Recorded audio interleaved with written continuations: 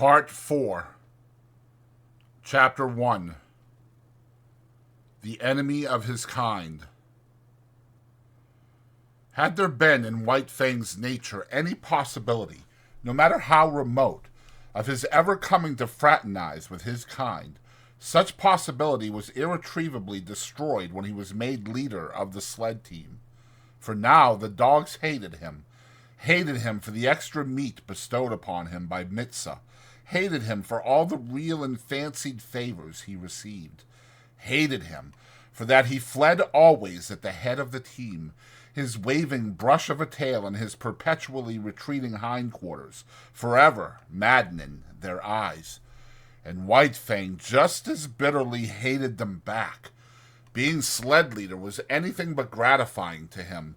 To be compelled to run away before the yelling pack, every dog of which for 3 years he had thrashed and mastered, was almost more than he could endure. But endure it he must, or perish, and the life that was in him had no desire to perish out. The moment Mitsa gave his order for the start, that moment the whole team, with eager, savage cries, sprang forward at White Fang. There was no defense for him. If he turned upon them, Mitsa would throw the stinging lash of the whip into his face. Only remained to him to run away. He could not encounter that howling horde with his tail and hindquarters. These were scarcely fit weapons with which to meet the many merciless fangs. So run away he did, violating his own nature and pride with every leap he made, and leaping all day long. One could not violate the promptings of one's nature without having that nature recoil upon itself. Such a recoil is like that of a hair, made to grow out from the body, turning unnaturally upon the direction of its growth and growing into the body, a rankling, festering thing of hurt. And so with White Fang. Every urge of his being impelled him to spring upon the pack that cried at his heels. But it was the will of the gods that this should not be, and behind the will, to enforce it, was the whip of caribou gut with its biting 30-foot lash. So White Fang could only eat his heart in bitterness, and develop a hatred and malice commensurate with the ferocity and indomitability of his nature. If ever a creature was the enemy of its kind, White Fang was that creature. He asked no quarter, gave none. He was continually marred and scarred by the teeth of the pack, and as continually he left his own marks upon the pack. Unlike most leaders, who, when camp was made and the dogs were unhitched, huddled near to the gods for protection, White Fang disdained such protection. He walked boldly about the camp, inflicting punishment in the night for what he had suffered in the day. In the time before he was made leader of the team, the pack had learned to get out of his way, but now it was different. Excited by the day-long pursuit of him, swayed subconsciously by the insistent iteration on their brains of the sight of him fleeing away, mastered by the feeling of mastery enjoyed all day, the dogs could not bring themselves to give way to him. When he appeared amongst them, there was always a squabble. His progress was marked by snarl and snap and growl. The very atmosphere he breathed was surcharged with hatred and malice, and this but served to increase the hatred and malice within him. When Mitsa cried out his command for the team to stop, White Fang obeyed. At first this caused trouble for the other dogs. All of them would spring upon the hated leader only to find the tables turned. Behind him would be Mitsa, the great whip singing in his hand. So the dogs came to understand that when the team stopped by order, White Fang was to be let alone. But when White Fang stopped without orders, then it was allowed them to spring upon him and destroy him if they could. After several experiences, White Fang never stopped without orders. He learned quickly. It was in the nature of things that he must learn quickly if he were to survive the unusually severe conditions under which life was vouchsafed him. But the dogs could never learn the lesson to leave him alone in camp. Each day, pursuing him and crying defiance at him, the lesson of the previous night was erased, and that night would have to be learned over again, to be as immediately forgotten. Besides, There was a greater consistence in their dislike of him. They sensed between themselves and him a difference of kind, cause sufficient in itself for hostility. Like him, they were domesticated wolves, but they had been domesticated for generations. Much of the wild had been lost, so that to them the wild was the unknown, the terrible, the ever menacing and ever warring. But to him, in appearance and action and impulse, still clung the wild. He symbolized it, was its personification, so that when they showed their teeth to him, they were defending themselves against the powers of destruction that lurked in the shadows of the forest and in the dark beyond the campfire. But there was one lesson the dogs did learn, and that was to keep together. White Fang was too terrible for any of them to face single-handed. They met him with the mass formation, otherwise he would have killed them, one by one, in a night. As it was, he never had a chance to kill them.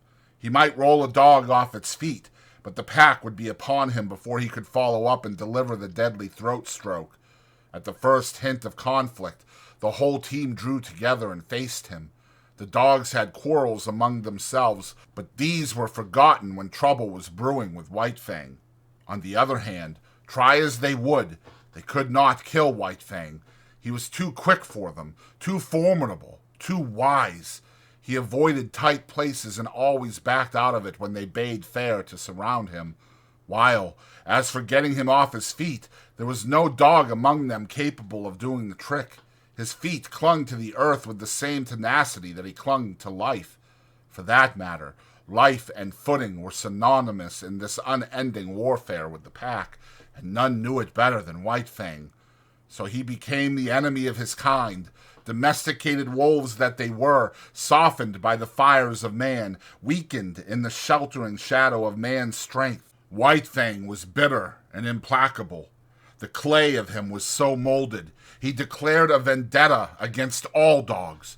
And so terribly did he live this vendetta that Gray Beaver, fierce savage himself, could not but marvel at White Fang's ferocity. Never, he swore, had there been the like of this animal, and the Indians in strange villages swore likewise when they considered the tale of his killings amongst their dogs. When White Fang was nearly 5 years old, Gray Beaver took him on another great journey, and long remembered was the havoc he worked amongst the dogs of the many villages along the Mackenzie, across the Rockies, and down the Porcupine to the Yukon. He reveled in the vengeance he wreaked upon his kind. They were ordinary, unsuspecting dogs. They were not prepared for his swiftness and directness, for his attack without warning. They did not know him for what he was, a lightning flash of slaughter. They bristled up to him, stiff-legged and challenging, while he, wasting no time on elaborate preliminaries, snapping into action like a steel spring, was at their throats and destroying them before they knew what was happening, and while they were yet in the throes of surprise. He became an adept at fighting. He economized. He never wasted his strength, never tussled. He was in too quickly for that, and, if he missed, was out again too quickly. The dislike of the wolf for close quarters was his to an unusual degree. He could not endure a prolonged contact with another body. It smacked of danger. It made him frantic. He must be away, free, on his own legs, touching no living thing. It was the wild still clinging to him, asserting itself through him. This feeling had been accentuated by the Ishmaelite life he had led from his puppyhood. Danger lurked in contacts. It was the trap, ever the trap, the fear of it lurking deep in the life of him, woven into the fiber of him. In consequence, the strange dogs he encountered had no chance against him. He eluded their fangs. He got them, or got away, himself untouched in either event. In the natural course of things, there were exceptions to this. There were times when several dogs, pitching onto him, punished him before he could get away, and there were times when a single dog scored deeply on him. But these were accidents. In the main, so efficient a fighter had he become, he went his way unscathed. Another advantage he possessed was that of correctly judging time and distance. Not that he did this consciously, however. He did not calculate such things. It was all automatic. His eyes saw correctly, and the nerves carried the vision correctly to his brain. The parts of him were better adjusted than those of the average dog. They worked together more smoothly and steadily. His was a better, far better, nervous, mental, and muscular coordination. When his eyes conveyed to his brain the moving image of an action, his brain, without conscious effort, knew the space that limited that action and the time required for its completion. Thus, he could avoid the leap of another dog or the drive of its fangs, and at the same moment could seize the infinitesimal fraction of time in which to deliver his own attack. Body and brain, this was a more perfected mechanism. Not that he was to be praised for it. Nature had been more generous to him than to the average animal. That was all. It was in the summer that White Fang arrived at Fort Yukon. Gray Beaver had crossed the great watershed between Mackenzie and the Yukon in the late winter and spent the spring in hunting among the western outlying spurs of the Rockies.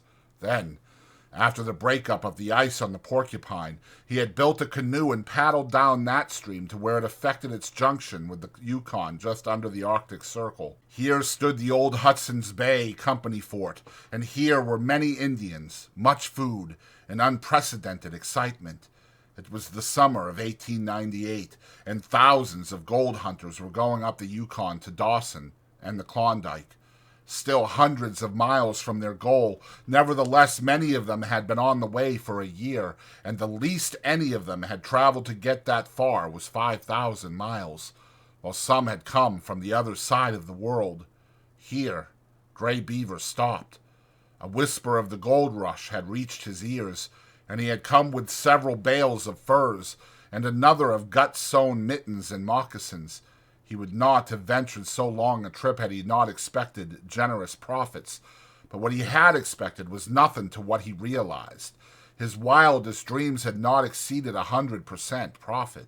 He made 1,000%, and like a true Indian, he settled down to the trade carefully and slowly, even if it took all summer and the rest of the winter to dispose of his goods. It was at Fort Yukon that White Fang saw his first white men. As compared with the Indians he had known, they were to him another race of beings, a race of superior gods. They impressed him as possessing superior power, and it is on power that Godhead rests. White Fang did not reason it out, did not in his mind make the sharp generalization that the white gods were more powerful. It was a feeling, nothing more, and yet none the less potent, as, in his puppyhood, the looming bulks of the teepees, man-reared, had affected him as manifestations of power, so was he affected now by the houses in the huge fort, all of massive logs. Here was power. Those white gods were strong. They possessed greater mastery over matter than the gods he had known, most powerful among which was Gray Beaver, and yet Gray Beaver was as a child god among these white-skinned ones. To be sure, White Fang only felt these things. He was not conscious of them. Yet it is upon feeling, more often than thinking, that animals act. And every act White Fang now performed was based upon the feeling that the white men were the superior gods. In the first place, he was very suspicious of them. There was no telling what unknown terrors were theirs, what unknown hurts they could administer. He was curious to observe them, fearful of being noticed by them. For the first few hours he was content with slinking around and watching them from a safe distance. Then he saw that no harm had befell the dogs that were near to them, and he came in closer. In turn, he was an object of great curiosity to them. His wolfish appearance caught their eyes at once, and they pointed him out to one another. This act of pointing put White Fang on his guard, and when they tried to approach him, he showed his teeth and backed away. Not one succeeded in laying a hand on him, and it was well that they did not. White Fang soon learned that very few of these gods, not more than a dozen, lived at this place. Every 2 or 3 days a steamer, another and colossal manifestation of power, came into the bank and stopped for several hours. The white men came from off these steamers and went away on them again. There seemed untold numbers of these white men. In the first day or so, he saw more of them than he had seen Indians in all his life, and as the days went by, they continued to come up the river, stop, and then go on up the river out of sight. But if the white gods were all powerful, their dogs did not amount to much. This White Fang quickly discovered by mixing with those that came ashore with their masters. They were irregular shapes and sizes. Some were short-legged, too short. Others were long-legged, too long. They had hair instead of fur, and a few had very little hair at that, and none of them knew how to fight. As an enemy of his kind, it was in White Fang's province to fight with them. This he did, and he quickly achieved for them a mighty contempt. They were soft and helpless, made much noise, and floundered around clumsily, trying to accomplish by main strength what he accomplished by dexterity and cunning. They rushed bellowing at him. He sprang to the side. They did not know what had become of him, and in that moment he struck them on the shoulder, rolling them off their feet and delivering his stroke at the throat. Sometimes this stroke was successful, and a stricken dog rolled in the dirt, to be pounced upon and torn to pieces by the pack of Indian dogs that waited. White Fang was wise. He had long since learned that the gods were made angry when their dogs were killed. The white men were no exception to this, so he was content, when he had overthrown and slashed wide the throat of one of their dogs, to drop back and let the pack go in and do the cruel finishing work. It was then that the white men rushed in, visiting their wrath heavily on the pack, while White Fang went free. He would stand off at a little distance and look on, while stones, clubs, axes, and all sorts of weapons fell upon his fellows. White Fang was very wise, but his fellows grew wise in their own way, and in this White Fang grew wise with them. They learned that it was when a steamer first tied to the bank that they had their fun. After the first 2 or 3 strange dogs had been downed and destroyed, the white men hustled their own animals back on board and wreaked savage vengeance on the offenders. One white man, having seen his dog, a setter, torn to pieces before his eyes, drew a revolver. He fired rapidly 6 times, and 6 of the pack lay dead or dying. Another manifestation of power that sank deep into White Fang's consciousness. White Fang enjoyed it all. He did not love his kind, and he was shrewd enough to escape hurt himself. At first, the killing of the white men's dogs had been a diversion. After a time, it became his occupation. There was no work for him to do. Gray Beaver was busy trading and getting wealthy, so White Fang hung around the landing with the disreputable gang of Indian dogs, waiting for steamers. With the arrival of a steamer, the fun began. After a few minutes, by the time the white men had got over their surprise, the gang scattered. The fun was over until the next steamer should arrive. But it scarcely be said that White Fang was a member of the gang. He did not mingle with it, but remained aloof, always himself, and was even feared by it. It is true, he worked with it. He picked the quarrel with the strange dog while the gang waited, and when he had overthrown the strange dog, the gang went in to finish it. But it is equally true that he then withdrew, leaving the gang to receive the punishment of the outraged gods. It did not require much exertion to pick these quarrels. All he had to do, when the strange dogs came ashore, was to show himself. When they saw him, they rushed for him. It was their instinct. He was the wild, the unknown, the terrible, the ever-menacing, the thing that prowled in the darkness around the fires of the primeval world when they, cowering close to the fires, were reshaping their instincts, learning to fear the wild out of which they had come and which they had deserted and betrayed. Generation by generation, down all the generations, had this fear of the wild been stamped into their natures. For centuries, the wild had stood for terror and destruction, and during all this time, free license had been theirs, from their masters, to kill the things of the wild. In doing this, they had protected both themselves and the gods whose companionship they shared. And so, fresh from the soft southern world, these dogs, trotting down the gangplank and out upon the Yukon shore, had but to see White Fang, to experience the irresistible impulse to rush upon him and destroy him. They might be town-reared dogs, but the instinctive fear of the wild was theirs just the same. Not alone with their own eyes did they see the wolfish creature in the clear light of day standing before them. They saw him with the eyes of their ancestors, and by their inherited memory they knew White Fang for the wolf, and they remembered the ancient feud, all of which served to make White Fang's days enjoyable. If the sight of him drove these strange dogs upon him, so much the better for him, so much the worse for them. They looked upon him as legitimate prey, and as legitimate prey he looked upon them.